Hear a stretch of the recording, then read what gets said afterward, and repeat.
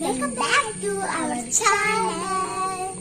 ഇന്നത്തെ നമ്മുടെ റെസിപ്പി ഒരു അടിപൊളി ഹെൽത്തി ഉപ്പേരിയാണ്. എന്ത് ഉപ്പേരിയാണെന്ന് അറിയണ്ടേ?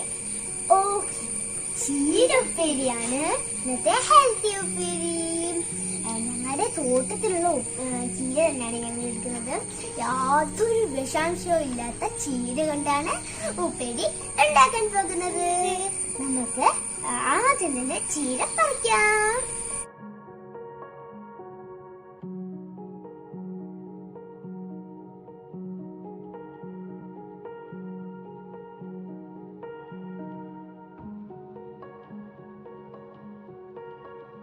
അപ്പൊ ഗേസ്, ഒരു കാര്യം ശ്രദ്ധിക്കുക. നിങ്ങളുടെ വീട്ടിലും ചീരയൊക്കെ ഉണ്ടെങ്കിൽ വിളവെടുക്കുന്ന സമയത്ത് നമ്മൾ വെയിൽ വരുന്നതിൻ്റെ മുമ്പ് തന്നെ മുറിച്ചെടുക്കണം. രാവിലെ തന്നെ മുറിച്ചെടുക്കണം. ഞങ്ങളിവിടെ 6:30 മണിക്കാണ് ഇത് കട്ട് ചെയ്ത് എടുക്കുന്നത്. അതാണ് ചീര ചെടിയുടെ ആരോഗ്യത്തിന് ഏറ്റവും നല്ലത്. അപ്പൊ നമുക്ക് ഒരു പച്ചമുളക് കൂടി തോട്ടത്തിൽ നിന്ന് പറിക്കാം. കണ്ടില്ലേ? അപ്പൊ ഇതാ ചീര കുറച്ച് കഴിഞ്ഞു. ഇനി ഇതുകൊണ്ട് സൂപ്പർ ഉപ്പേരി അങ്ങ് വെക്കാം. ഹെൽത്തിയാണ് സുഹൃത്തുക്കളെ. അപ്പൊ നമുക്ക് നേരെ വീട്ടിലോട്ട് പോകാം.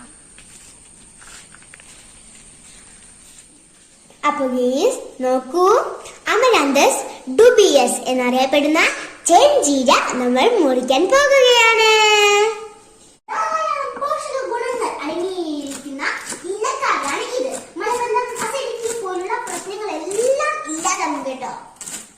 ഇതിന്റെ തണ്ടും നമുക്ക് ഉപ്പേരി വയ്ക്കാൻ എടുക്കാവുന്നതാണ്. കാരണം ഇതിൽ യാതൊരു തരത്തിലുള്ള രാസവളവും നമ്മൾ ചേർത്തിട്ടില്ല. അതുകൊണ്ട് തന്നെ നല്ല ടേസ്റ്റുമായിരിക്കും. അപ്പം നമ്മുടെ ചീര ഇതാ കുനുകുനാന്ന് മുറിച്ചു കഴിഞ്ഞു. അപ്പൊ ഗൈസ്, നിങ്ങളും നിങ്ങളുടെ വീട്ടിലെല്ലാം ചീര നടാൻ ശ്രമിക്കണം.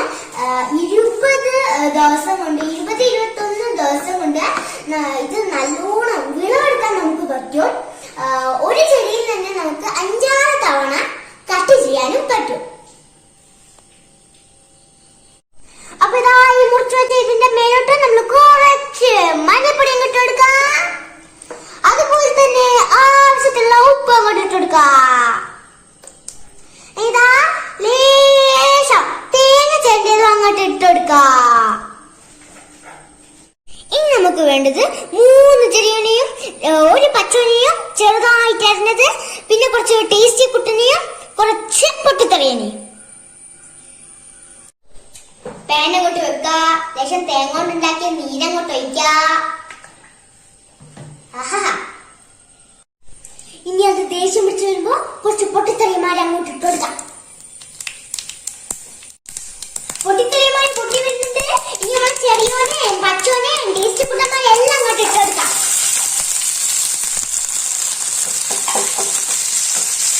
മല പോലെ ഉണ്ടിപ്പോ മഞ്ഞ പോലെ ആവും. വെള്ളമൊന്നും ചേർക്കണ്ട. 5 മിനിറ്റ് വേവിക്ക. എന്നാ പിന്നെ അധികം വേവിക്കാൻ വേണ്ട. ഏലക്കറിയാണെന്ന് ഓർത്ത് വെച്ചോളൂ. പോഷകങ്ങളെല്ലാം അങ്ങ് പോവും.